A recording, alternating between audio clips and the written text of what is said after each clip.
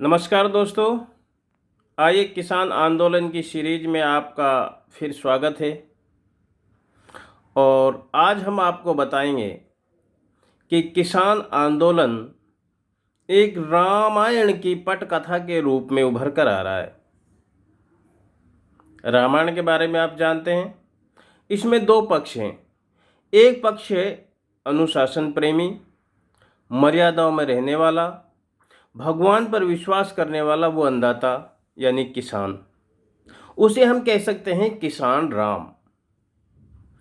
और दूसरा पक्ष है ज्ञान का भंडार यानी आईएएस लो भी उसके पास है, असीम शक्ति है, जल बल, थल, बाहुबल, ज्ञान बल, शस्त्र बल सब उसके पास शक्ति है। कहते हैं कि उस रावण के पास वायु, अग्नि, पृथ्वी, आकाश, जल सब उसके हाथ में था। उसी प्रकार आज उसके हाथ में है उड्डयन मंत्री, ऊर्जा मंत्री, संसाधन मंत्री, कृषि मंत्री, ये सब उसके हाथ में हैं। यानी रावण से कम नहीं है, हम कह सकते हैं वो है सरकार रावण। तो ये राम और रावण की जो लड़ाई है ना, ये हर युग में होती है। मैं ये आपको क्यों बता रहा हूँ, क्योंकि ये त्रेता युग में ही रावण नहीं हुई, हर युग में रामायण होती है। लेकिन अफसोस कि हम समझ नहीं पाते हैं।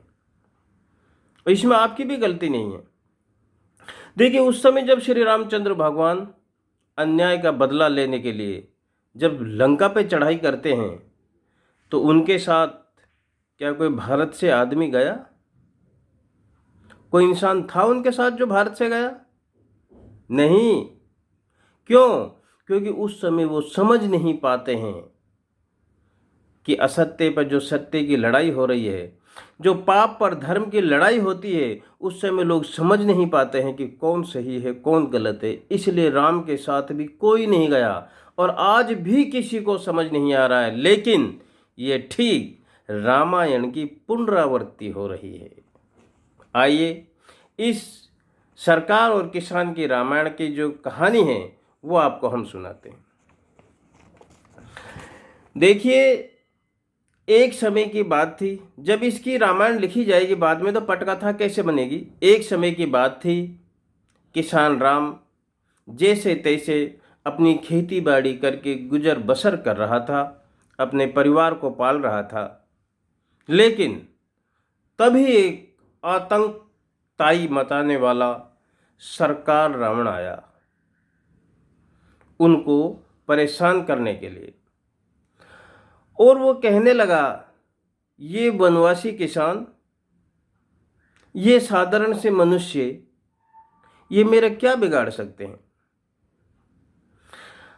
अपने भाई अडानी और अंबानी को उन्होंने उन किसान राम को परेशान करने के लिए भेजा और बोला, जाओ उनको अपने माया जाल में फंसाओ। पहले की रामायण में बहन जाती थी शूर्पणखा, लेकिन इस बार भाई अडानी और अंबानी जाते हैं। लेकिन किसान राम तो अंतर्यामी थे, उन्होंने उनकी बात को भांपा और उनके नाक कान काटने के रूप में उनकी सिम तोड़ दी और उनके टावर तोड़ दिए।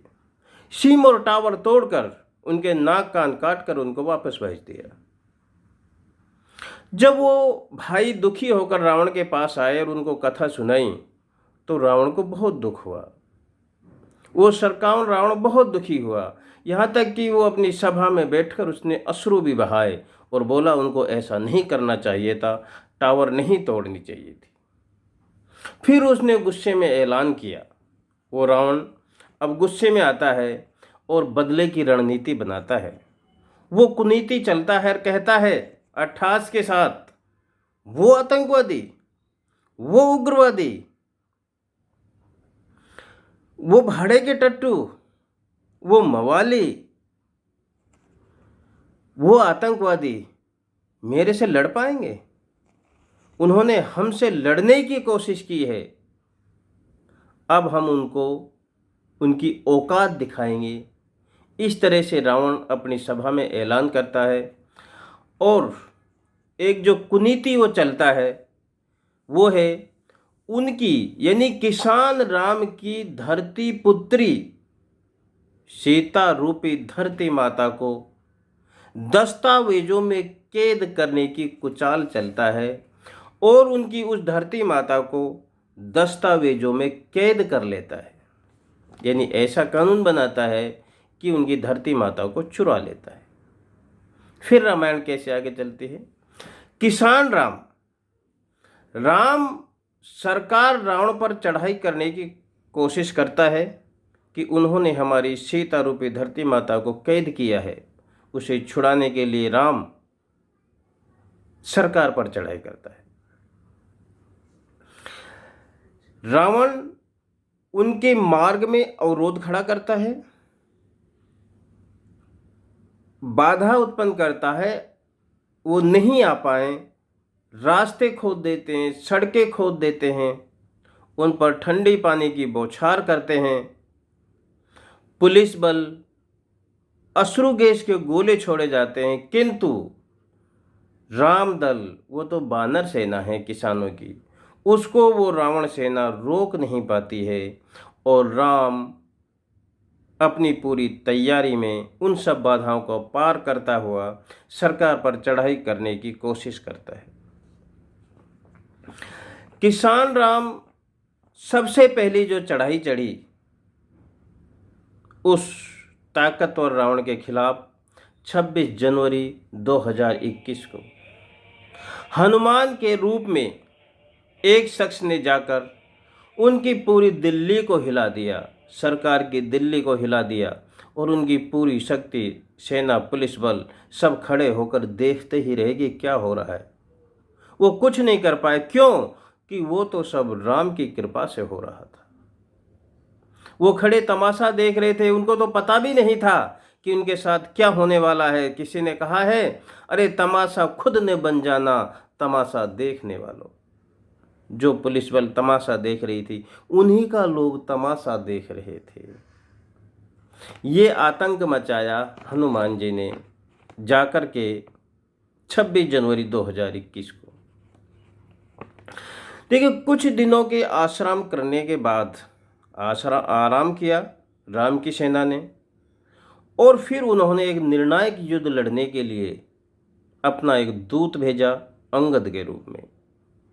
उनकी सभा में, सभा का मतलब है उनकी संसद सभा के पैरेलल एक संसद सभा चलाकर अपना दूत भेजा और बोला, उनको चेतावनी दो, समझाओ कि अभी भी समय है, वो समझ जाएं, अन्यथा इसका परिणाम बहुत बुरा होगा। दोस्तों, आज जो किसानों दिल्ली के चारों तरफ जो बॉर्डर पे बैठे हैं ना, ये अंगद का पैर है। सरकार पूरी ताकत लगा कर भी इसको उठा नहीं सकती। ये पूरी रामायण की पटकथा चल रही है। अब यहाँ तक रामायण आ पहुँची है अंगद तक, आगे अभी युद्ध बाकी है।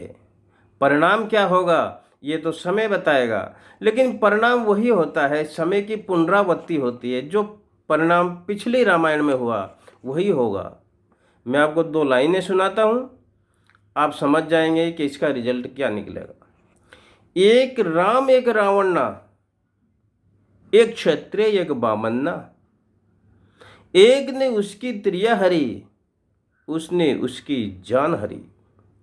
अरे बात का बन गया बतन्ना और तुलसी लिख गया पोथन्ना। बस यही होता है। हर युग की रामायण में रावण की हार होती है, 100% हार होती है। तो दोस्तों, आज के एपिसोड में किसान और सरकार की रामायण में इतना ही।